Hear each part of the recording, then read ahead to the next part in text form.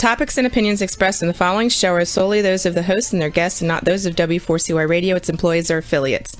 We make no recommendations or endorsements for radio show programs, services, or products mentioned on air or on our web. No liability, explicit or implied, shall be extended to W4CY Radio or its employees or affiliates. Any questions or comments should be directed to those show hosts. Thank you for choosing W4CY Radio. Welcome to Entrepreneurs Ascending. This isn't just a podcast. This is a call to action for all entrepreneurs who are tired of seeing their businesses and communities suffer while big business continues to grow by the billions. We challenge you to apply the content of our time together to create businesses that your clients can't resist, your employees love to work for, and your communities can depend on. Now is the time for Entrepreneurs Ascending. Hello, this is Matt Barbey here with Entrepreneurs Ascending, and thank you so much for joining us. This is a show that is meant to equip you with plans of action to help you to be able to take the next steps in your business to level up. Because let's face it, big business is doing great, and I'm not here necessarily to bash big business, but I am going to say that the value that you bring to your community is far greater than the boxes that are dropped at your door from the big business, right? Because you invest back in your community. And these are some of the things that we want to talk about today is how can you create a strong business going into 2022 that is going to allow you to keep investing back into your community.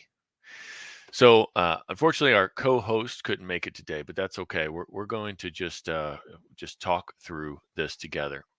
So, we've got two parts of the show, like we always do, and the first part we're going to be talking about annual planning as a whole and why that's important.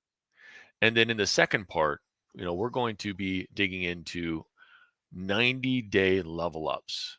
And you might be familiar with the book, The 12-Week Year. They kind of do that in this. It's kind of a similar concept, but when I work with my clients, I dig a little bit deeper on a few things. So I'm going to share some of those with you and also offer you a chance to potentially join us for our 90-day level up that's coming up on the 30th. So, all right, well, let's dig into part one. So annual planning. I think that there's a couple of quotes that kind of bounce around, or some quotes that are similar to them about the uselessness of planning. At least that's one way to interpret them. The first one, I believe it goes something like, no plan of operations extends with any certainty beyond the first encounter with enemy forces. And that was by Prussian Field Marshal Helmuth von Moltke. I'm probably butchering the name. I'm so sorry. Oh, and the Elder. And that's from 1871. And I think that's a translation from German. But then Dwight Eisenhower, former President Dwight Eisenhower, was quoted many times in many iterations of plans are worthless, but planning is everything. And if you've ever made an annual plan, or if you've ever made a plan for your business or life or any of that, you might have found that you don't necessarily pull that off the shelf every day and look at it. And that's understandable to a degree. But it isn't necessarily about whether or not you pull it off the shelf every day. It's about the planning process. And that's what that means by planning is everything. So it's not some sort of weird paradox. It's actually about the process of looking forward and trying to anticipate the things that are anticipatable, and maybe even trying to make sure that you leave a little bit of cushion for the unexpected and the unplannable. So we're going to talk about some of those main things here, and the first part is that I think that is so overlooked for a lot of folks is really getting clear on what the vision is you want for the future. I know with a lot of small business owners, it's like, well, my vision is just to, is just to have a good business that pays the bills, and I have a few employees, and they're pretty happy, and my family's pretty happy. But not that there's anything, again, not that there's anything wrong with that, right? It's wonderful that you want to live a happy life, that you want a happy life for your family and your employees, but there's so much more impact that you could potentially have. And I think that some of that kind of comes from society and culture kind of telling us that, like, it's wrong to want more, or stay in your lane, or just good enough is good enough, because a lot of us come from maybe working families, and in working families oftentimes it's, well, hey, get a good job and be comfortable.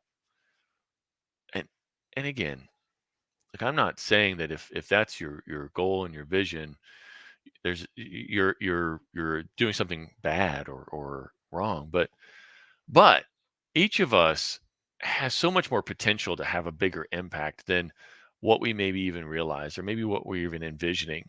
I know for a lot of younger folks, millennials and younger, I've spoken with them. It's like, well, you know what? I just want to be happy moment by moment, because we've had all this pressure from our parents and from society telling us, well, it's on your shoulders to fix the world. Global warming is going to kill you, or pestilence is going to kill you, or all this stuff. And so it's really an interesting mindset that a lot of especially younger folks have, even just about, hey, yeah, what kind of impact can I have if the world's all going to hell in a handbasket? Pardon my French, but it's very disempowering. But how- the more, even if you believe all that, think about the fact that even if you plan bigger and make bigger impacts, you can do that moment by moment. Okay, sure, maybe the entire world explodes next year. Who knows? I mean, with the way that 2021 is all going, yeah, maybe that's fine, whatever. We can't change that, but we can have a bigger impact moment by moment if we just start expanding our vision a little bit more. So I highly encourage you, like, think about what do you want to see in the world? I know those same folks who maybe are feeling a little bit disempowered. I know those same folks, they want something better for the world. They want more freedom, more of a sense of equality, and I do too. And And if you're passionate about that, work towards that in some positive ways. Learn how to improve your communication, and learn how to influence others positively, and learn about the issues and culture, and how you go about initiating positive change. But get clear on that purpose that you have, that vision that you want for the world. Because I always say the difference between, like, a vision and a mission is, the vision is if you were to, like, close your eyes and picture the world 10 years out, or even further, and you just picture what that looks like. Explain to me what that looks like. For me, it's a vision full of faith, love, and abundance. And faith in something greater, something more powerful, not this kind of, like, loss of hope that a lot of people live through. That faith is about hope for me, but and then everybody feeling loved, and abundance for everybody, because by by living with more faith and that hope and that love, I believe that we can have more of abundance. But that's my vision for the future. That's what I see, personally. And I believe that through, my business, my business coaching and consulting, and through this and other things that I do, other missions that I have, we can achieve that. But then you go to your mission, and think about your mission. Really, what is your purpose? What is your passion? Why are you doing what you're doing? So start there. So when we build out our vision, though, once we get that, like that, let's say our 10-year goal, really where we want to be 10 years from now. I think that the 10x rules and the BHAGs, the big, hairy, audacious goals, are fantastic when you're looking at your 10 years from now, because that's really your stretch goal, and it really gets you to think differently about what is possible. And it can be really, really motivating if you really see, like, this fantastic impact that you have, 10 years from now. Beautiful. So you want to look at, like, what kind of, like, with your business, what kind of revenue, what kind of profit, your employees. How many employees do you have? What markets are you in? Are you what kind of offerings do you have? Are you in different countries? Have you expanded to other types of services or products? Get clear on what that looks like. And then I like to break that down into like 3 years, 3 or 5 years, but I like 3 years, 1 year, and then we break that down into 90 days. And we'll get more into why the 90 days are so critical in part two. But so once you kind of get an idea of where you want to be 10 years from now, that big, hairy, audacious, big impact goal, I love breaking down 3 years. I think that can still be really big because we really underestimate what we can do in 10 years. We really overestimate what we can do in 1 year, I think. Um, and so that's why I go back to the 1 year. Typically, I try to say, okay, it's good to have a little bit of a stretch, and it's based on kind of like the momentum you have. So it's kind of subjective. I can't just give you a formula. It's kind of like how much momentum do you have? What's your track record? What's the market opportunity? Some of those things that we need to look at. But 1 year should be kind of a stretch. But we break that stretch down into that first 90 days. Like when you're going into 2022, those first 90 days are huge for getting the momentum to hit that stretch goal. It's a great idea to really have everything in order for those first 90 days. They're going to help you to start building up some habits. So I'm those first 90 days, I make sure that it's very doable, very realistic for those first 90 days because we want to make sure that we win. No matter what, we want to make sure that we win those. But it's not just about more hustle. Those first 90 days are about improving your habits and your results for the full year. So habits, and I think I spoke about this before. Habits are kind of like your routines and you just kind of your thoughts that you have on a consistent basis. Your autopilot. So it can also be those behaviors and those actions that you take. But here's the truth.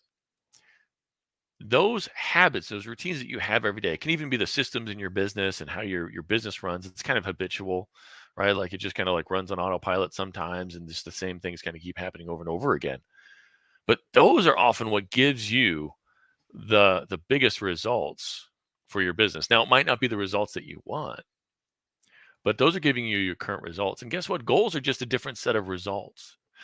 So if you want to actually level up and keep leveling up, not just hustle really hard, hit a goal and then kind of relax, because that's kind of the off. That's often what people do. They work really hard and they relax because they've burnt themselves up or burnt themselves out.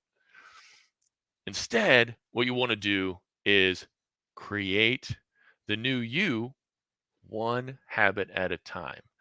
Because the person that gets those results consistently that you want with those goals, it's a different person. It's okay to think, hey, you know what? I'm at my core, I'm the same person, right? But in terms of how I express myself to the world each day, that's different, right? That can be different and that will be different. And some of the beliefs that drive that, some of that programming that I've learned throughout the years, that's going to be different. And we need to plan for that to be different. All right. All right. So we want to plan those out. And we're, again, part two, we'll get into a little bit more about how we do that. But we need to, each year, especially, you need to take some time to do a values check in. Am I running my business based on the values that drive me?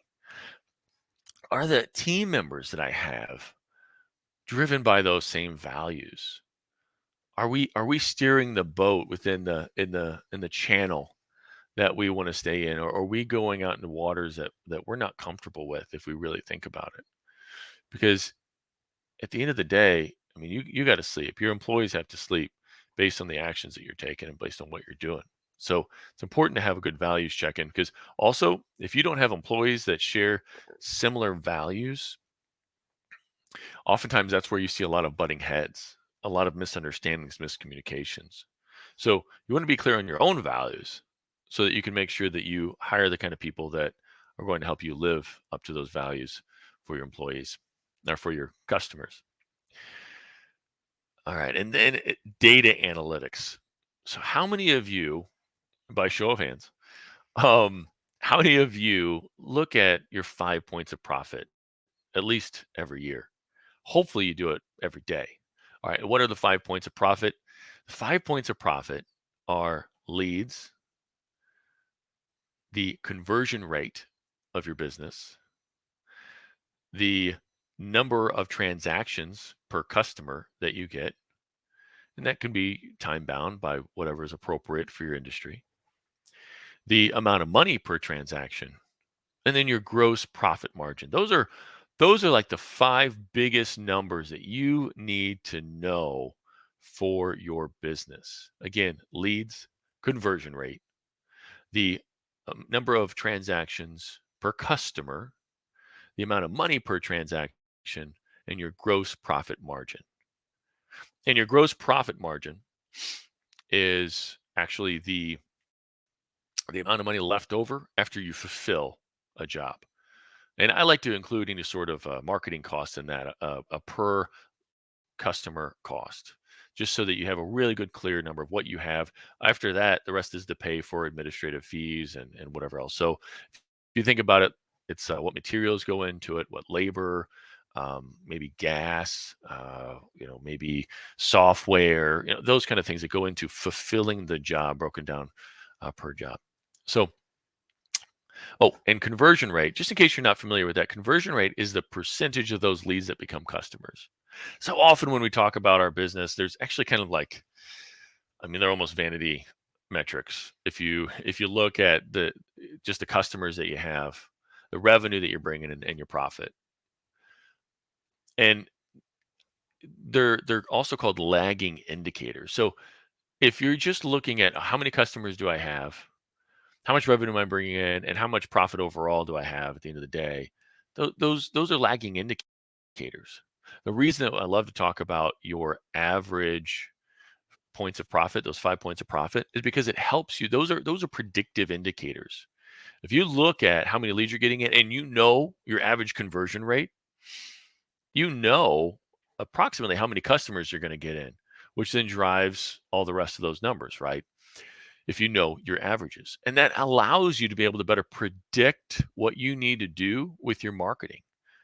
Oh my gosh, I'm not getting as many leads this month. I better kick it into high gear, make sure that I'm going to be able to hit my numbers.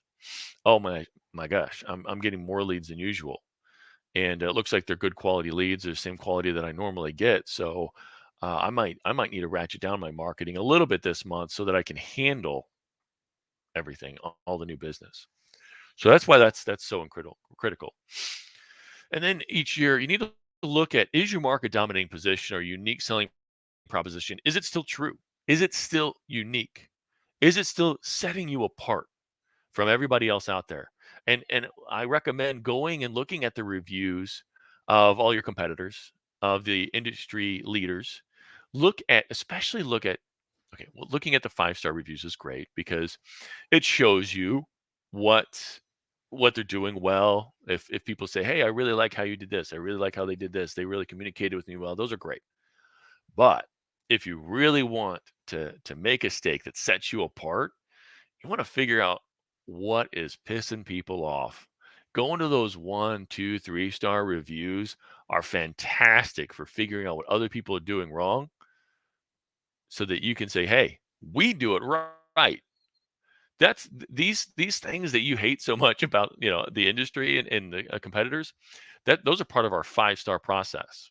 Our 5-star process is the steps that we take every time to make sure that you have a 5-star experience every time.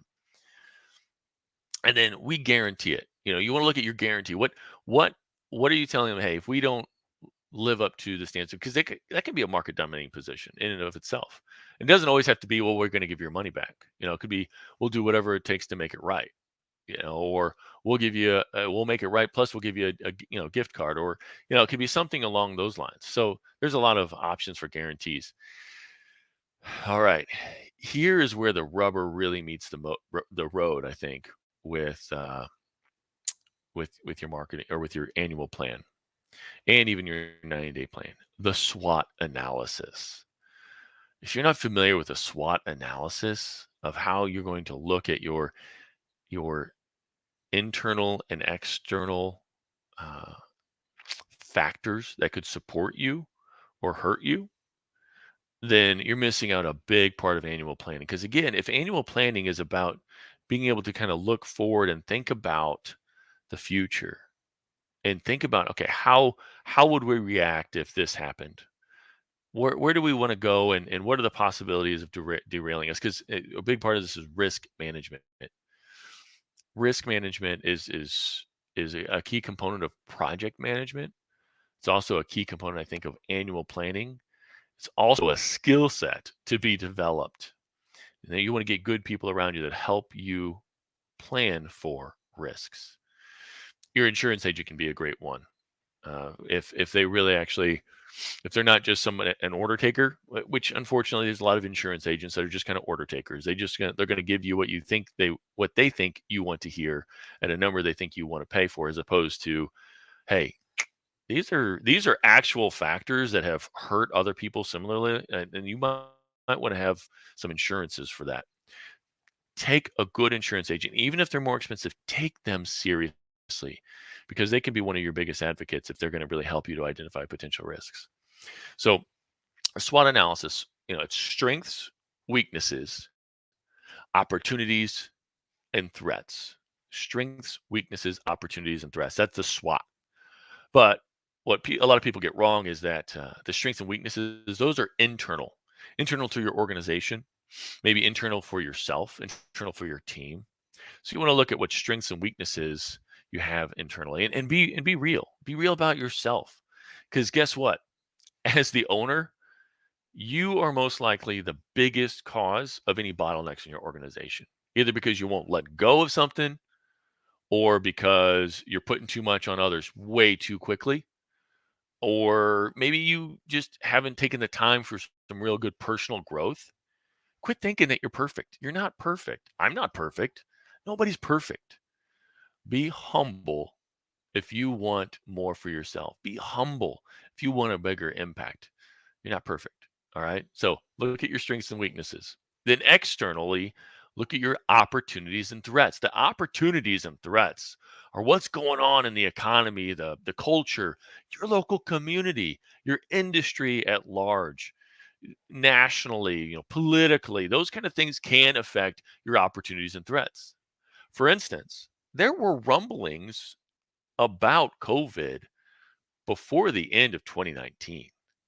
And if people sat down during their annual planning in December, the people who said, you know what, it's gonna come, it's gonna spread. Maybe we should start selling masks, right? Whether or not you agree with masks, that's not what we're here for debating. But those people made a fortune. I was gonna use a different word, but it didn't seem appropriate in that context. So a fortune because they had some vision. They took the time to say, what are my external opportunities and threats? Because for some, the threats was COVID, right? That took their businesses out. But for others, it was opportunities. And the people with a little bit of vision got it. Then, of course, you want to look at your marketing plan. You want to look at your market, your message, your media. Okay. But you want to make sure that your marketing plan is geared for the right kind of people, that you have the right kind of message that gets them to act, and it's on all the right places where they're. So basically, you want to know what's going on for the message. You want to know what's going on their eyes or their head and their heart, so you can direct a message directly to that. And then media, where are their eyes and their ears, basically. Maybe their noses if you're a restaurant or perfume company. But all right, and then especially going in 2022, what is your people plan? Your culture? What does your leadership look like? Your employee development programs? How are you helping them to grow and get better? And do you even know what their personal visions are? Read the book Dream Manager. Love it just because it gets you to think, how can I figure out what are the goals and ambitions of my employees, and how can I help them get there? Because when their visions and their goals align with the bigger, that's when you have massive momentum. And then what does your org chart and your clear responsibilities look like in that? In the EOS system or traction, that it's called an accountability chart. Which that's a phenomenal book. If you need more information about that, feel free to reach out to me. And then looking at your budget, and then real quick before we go over to part two, I just want to talk about the pro forma. A pro forma is basically like looking at your financial, your finances for the future. Okay, kind of what is your future budget, if you will? What does your plan look like for where your money is coming from and going? Okay, so the reason it's so important is because it helps you to think through any sort of financial challenges of growth. Because as you grow, you have to handle, you have to hire new employees. But there's a certain period of time when hiring new employees actually decreases some of your profitability because of the training that goes into it.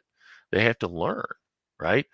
Or maybe you hire somebody just before you actually have the revenue to fully support them because you have some money in the bank, you're good, you're comfortable with it, but you need to know what you need to do to make sure that as you grow and hit the revenues that you want to hit, what is the employee, what are all the expenses, what kind of softwares or inventory you're going to have, or all that stuff. So it's really great to just go through that and take a look at that. Some accountants are great at that. We can also help out with that. So again, contact me if you want some help.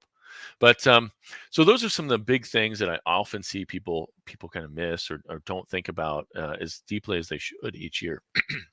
When we get back from our quick break, we're going to talk about how to break down your big goals into a 90-day plan that's going to help you to not just like hustle real hard and hit a goal and then kind of burn yourself out. It's going to help you to level up. That's what's really important, leveling up each quarter. So let's go ahead and go to break, Jason, and we'll be right back. Have you been suffering from chronic pain, disease, or sleep disorders? Did you know that 75 to 90% of disease is caused by inflammation in the body? The sad truth is, most doctors just treat symptoms rather than finding and fixing root causes of inflammation. If you want to fix your health problems, then finding and fixing the cause of the inflammation is a must. It's time to demand this for your health care and start living life to its fullest again. Book a discovery appointment with the Functional Health Team founder, Dr. Flora, to get your answers ASAP at www.functionalhealthteam.com. Welcome back. And now we just talked about annual planning. What we're going to do is talk now about your 90-day plan. There's a great book that I think gets a lot of this stuff right. If you're looking for a book on this matter, called The 12-Week Year. And I think it gets a lot of this stuff right. We dig into some things a little bit deeper in this whenever we work with clients. And actually, we do have a workshop coming up next or on the 30th. So we do this every quarter, but the next one is December 30th, and it is actually from 9 to 3. So if you'd like to join us, shoot me an email, or you can go ahead and register. Do you have that link, Jason? It's p2tq .eventbrite.com. You can register there, and as a loyal listener for the show, I'm going to go ahead and give you a $200 off. Normally it's $299 for the full day, but you can just do it for $99. So it's friend 200. Friend 200 is that code to get $200 off. So you can just join us for $99. But that is the 30th from 9 to 3. Okay. All right. So 90-day planning. Why is this so important? Too often we set goals that are just way it was just way out of the norm for us, or just way too big, and it's not really within our normal habits. And if it's not within our normal habits or normal routines, then it's going to be hard for us to just jump in and do it. And if you've ever set goals and kind of now at the point, like especially every year we make resolutions. If you've ever made resolutions and you've kind of gotten to the point where you just kind of roll your eyes at it when people are talking about resolutions, and or they're going to lose all this weight, and or they're going to eat healthy, or they're going to stop smoking, and just all of a sudden radically change something in their life. Unfortunately, that's just not very common. Unfortunately, that's not typically how humans work. Now, there is a small percentage of the population. So if you're one of these like highly, based on the DISC, a DISC is a personality assessment. It's a high D. It's more of a like dominant type of personality, somebody who likes the challenge of it. You might be really good at setting a goal and hustling really hard and knocking it out. But I'll tell you, even for most of those folks, you hustle really hard and you knock it out. That's very short lived. You might have burnt yourself out, or once you're done with that and knocked it out, you're like, well, I'm done. I'm moving on. Now, it might have taught you some great things along the way. It might taught you, it might have taught you how to be able to do something new, or it might have shown you that you can work later at night than you ever thought before. But as human beings, by the biology and the psychology that, and the physiology, I guess, that really guides us and that we are unfortunately behooved to. It's just this that's not really great for long term. So what I typically say is all right, let's look at how do we build the kind of habits and routines that help you to get more consistent results and help you to level up each quarter.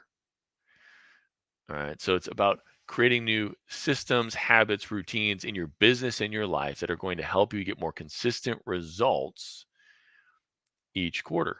Because again, as we've said before, goals are simply a different set of results than what you have now, right? And if you just, I mean, if you just want to hit a goal real quick and then move on, that's cool.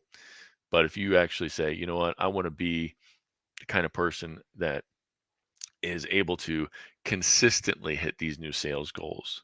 I want to be a person who creates a lifelong love of running. I want to be somebody who creates a lifelong system for making sure that I'm eating healthy and only splurging during special occasions. Then it's really important to think about this quarter by quarter and think about this as habit by habit, if you will. So first off, whenever we're planning for our 90 days, quarter by quarter, we always want to do a quick vision, mission, and values calibration because we want to make sure that anything that we're going to plan for and build for follows that path, right? So quick vision, mission, values, calibration, making sure that you're in line with that. Looking at your data analytics like we talked about before, like the 5 points of profit, other KPIs, and whatever else is important to your business. Again, KPIs are key performance indicators. Key performance indicators are the data that allows you to predict the results that you want. That could even be how many components of a widget were manufactured, and that's going to help you to be able to predict how many of the widgets that you get. In sales, it's like how many phone calls did you get? Because how many phone calls can predict how many meetings and then how many contracts you get, right? So those are KPIs if you're not familiar with that. All right. So then you want to look at, okay, so if I've got these goals for the next quarter, right? And they align with my bigger vision, we want to break those down into smaller chunks.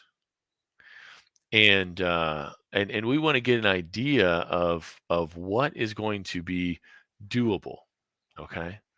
So with those smaller chunks, you're going to want to look at how not only are you going to or not only what you want, but you want to break that down. Okay, what kind of obstacles could there be to those smaller chunks? Okay, what kind of things could get in the way and make it difficult for you to achieve that? Um, and then we want to create contingency plans. So, what are we going to do if that happens? Or what can we do to prevent that from happening? And then we're going to create the action steps for that.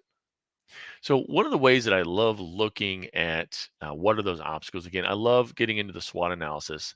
And when we're looking at 90-day planning, I encourage you to really, really look within. Be very, very clear about what strengths you bring to the table and what your weaknesses are.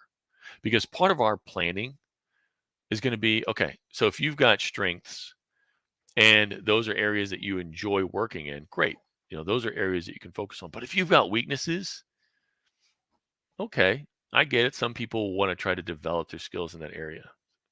But if you want to go from a solopreneur to an entrepreneur to highest level of investor and being able to empower and equip other people, then you got to get really good at figuring out who is better at those areas that you're weak in than you. It's okay to say, you know what, I'm really not great in that. I know I need to hire somebody else to take care of finances, or I need somebody else to take care of marketing, or I need somebody else to really run the operations. A lot of really great business owners are like these great visionaries. I mean, well, they're really great at seeing the future. Now, running the business though, that's where they struggle. So they have to get somebody who can help them to implement it. Somebody who's better at breaking those things down and making sure they get done. So that's why you have to be really very, very clear with yourself on what your weaknesses are that are going to get in the way. Or maybe it's really, really hard for you to build up a new habit, right? Let's say you realized that to be able to hit some of your sales goals, you need to show up to work feeling as great as possible. Okay. 90-day planning, you need to be real with yourself. So you need to say, okay, you know what, I need to work, I need to show up to work as good as possible, as full of much energy and motivation. I know if I exercise and eat the right foods in the morning, it's going to help me a lot, right? But you don't have a current exercise routine. Don't think that you're going to just get a gym membership and show up. I mean, it's ridiculous how many people have gym memberships and never show up to the gym.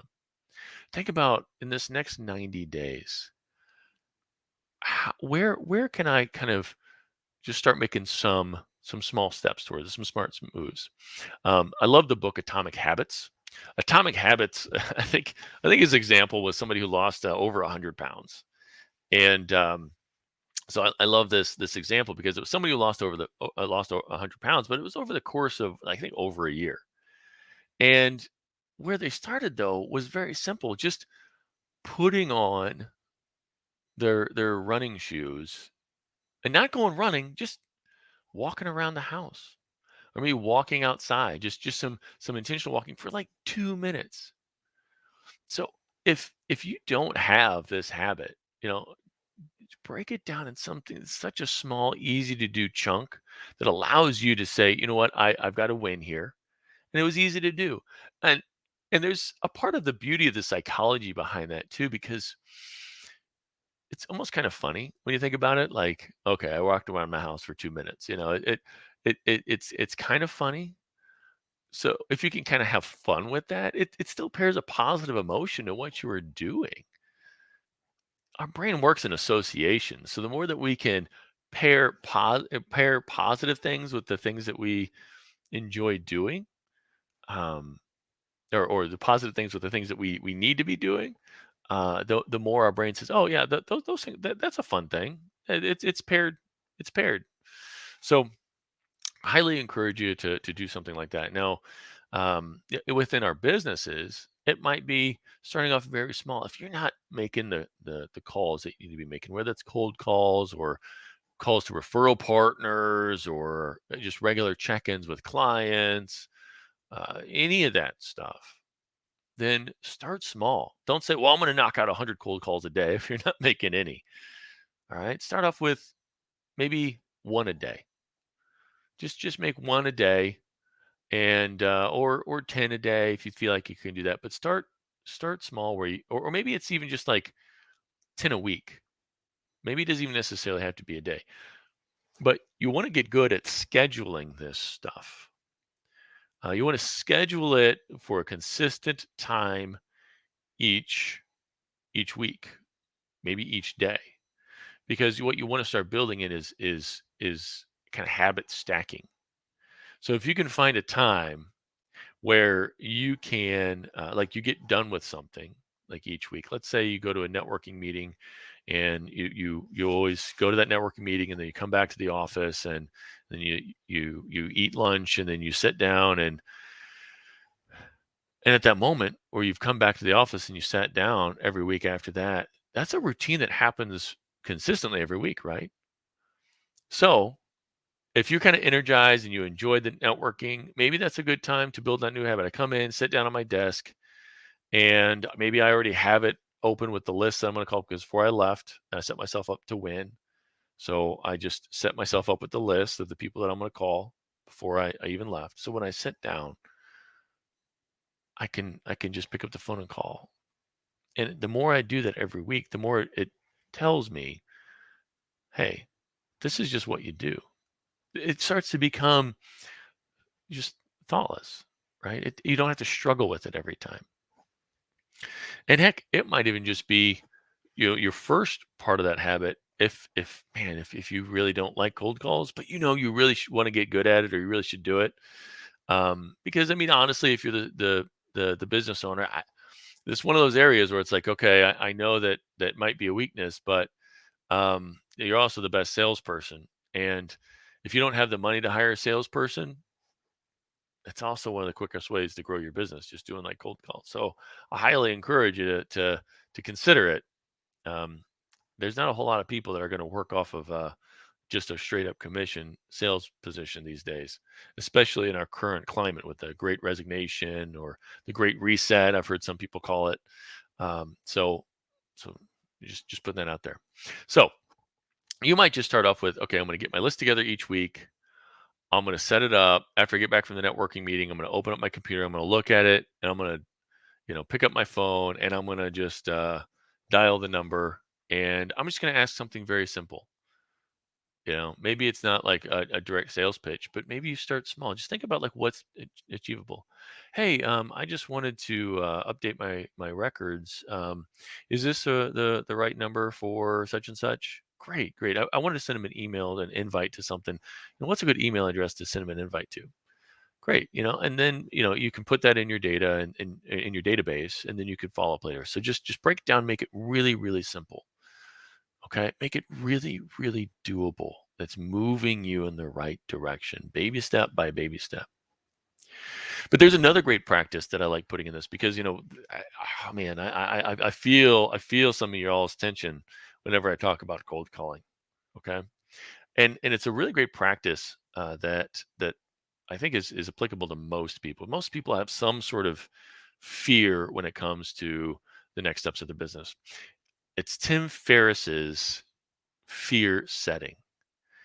And what's beautiful about the fear setting is that you identify the things that you're afraid of, right? Obviously. But then you start to ask yourself, okay, well, if that were to happen, what would I do about it? And then you start saying, well, is there a way to prevent it from happening? So you look at mitigating it or preventing it.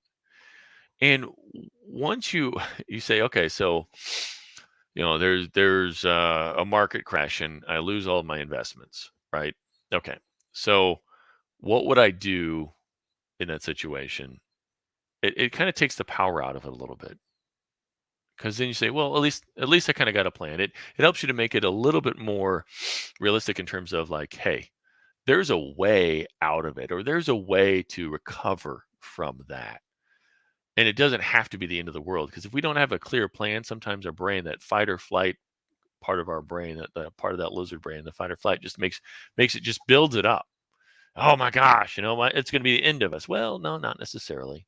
So I love that about the fear setting practice. And then what you want to do is you look at, what are the costs of not achieving it? What are the costs of not even working on it?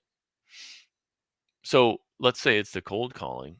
What kind of money would you be losing out on if you did not make the cold call? So if you got to kind of clear, like, okay, the average is like 100 calls. I can do, set 4 meetings, and maybe get 1 or 2 contracts out of that, right? And when I say 100 calls, like you actually talk to somebody.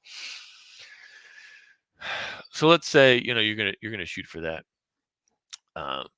And you kind of, okay, my average sale is this, and so this could be $30,000 for the year. Wow, if I don't make any cold calls, I might lose out on $30,000. So what could have that $30,000 have done for you, right?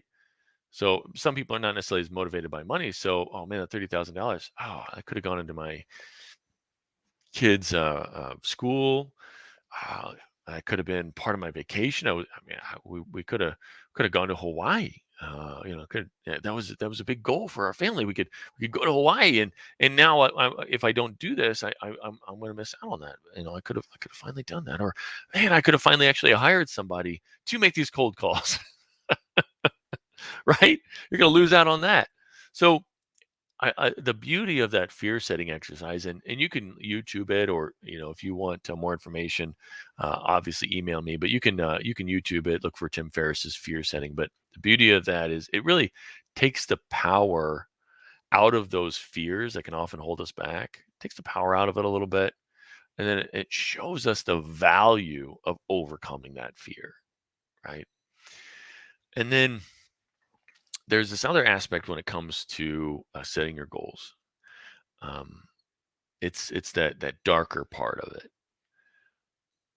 Our habits and our routines are very closely tied to our personal beliefs about ourselves, about the world. And here's the thing: everybody lives in their own version of reality, because when we're younger, we learn how to view the world, and and that is kind of our programming, kind of like a computer programming. That's our programming. But the beauty of it is that you're not stuck with that. Once you start to understand that you can change those core beliefs, you can stop saying, "Well, that's just who I am. Well, that's just never going to work because I just could never do that."